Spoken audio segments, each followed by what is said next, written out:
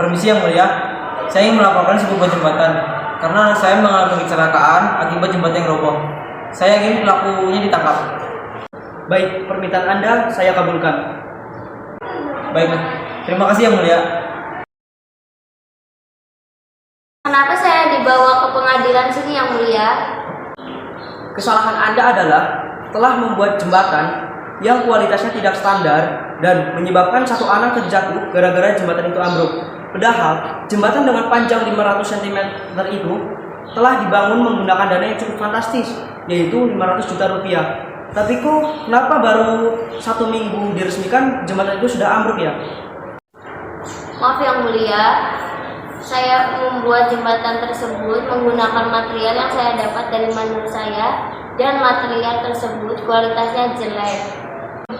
Kalau kamu sudah tahu kualitas materialnya jelek, mengapa material tersebut masih kamu gunakan?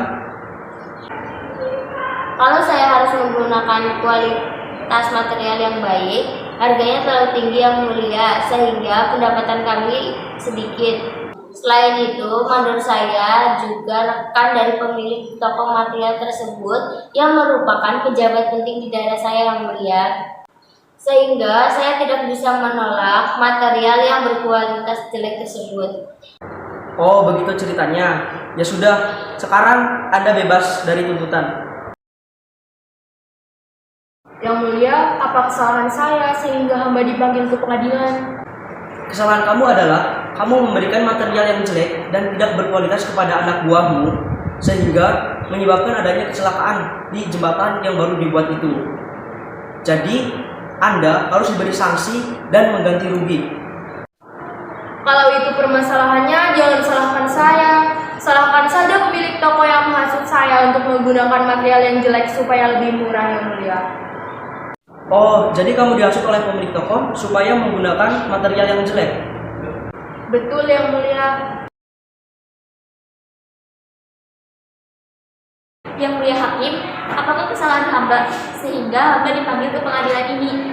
Kesalahan kamu sangatlah besar. Kamu sudah menghasut dan menjual material kepada mandor dari proyek pembangunan jembatan, sehingga ada warga yang melaporkan anaknya karena anaknya mengalami kecelakaan di jembatan tersebut. Saat anaknya melintasi jembatan tersebut, jembatannya ambruk. Jika itu permasalahannya, jangan salahkan saya. Pegawai saya yang mengurus segala kegiatan di toko saya. Dia yang salah memilih material jelek itu kepada mandor itu. Benar juga ya.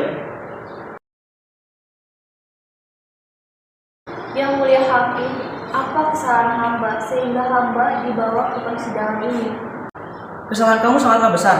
Kamu menyediakan material yang tidak bagus kepada mandor, sehingga jembatan yang dibuatnya tidak kokoh dan rapuh, dan menyebabkan seorang anak mengalami celaka. Jadi ini tuh anu yang mulia. Lah, gak usah banyak alasan lagi. Sekarang kamu saya tetapkan sebagai tersangka dalam kasus jembatan roboh ini. Jadi sekarang kamu harus dipenjara dan mengganti rugi uang berobat kepada keluarga atas kecelakaan yang dialami oleh anaknya. Tapi yang mulia. Diam, sudah saya putuskan kamu sebagai tersangka.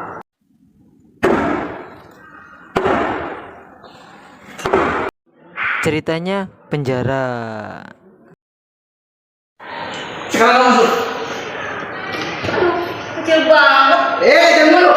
Jangan mulu. Gak ada yang lebih besar apa? Yang ada AC-nya gitu. Mana ada? Jangan mulu. Ini bukan penjara koruptor ya. Ini bukan penjara koruptor. Ingat, ini bukan penjara koruptor negara. Jangan banyak alasan kamu. Terus aku gimana lihat TV-nya buat nanti sih? Nggak ada TV. Penjaranya nggak muat yang mulia. Dia terlalu besar, tinggi, dan nggak memiliki uang untuk ganti rugi yang mulia.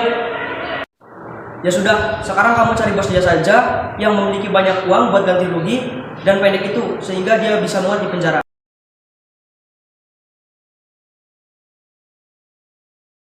Yang mulia hakim, kenapa saya dipanggil lagi ke pengadilan ini?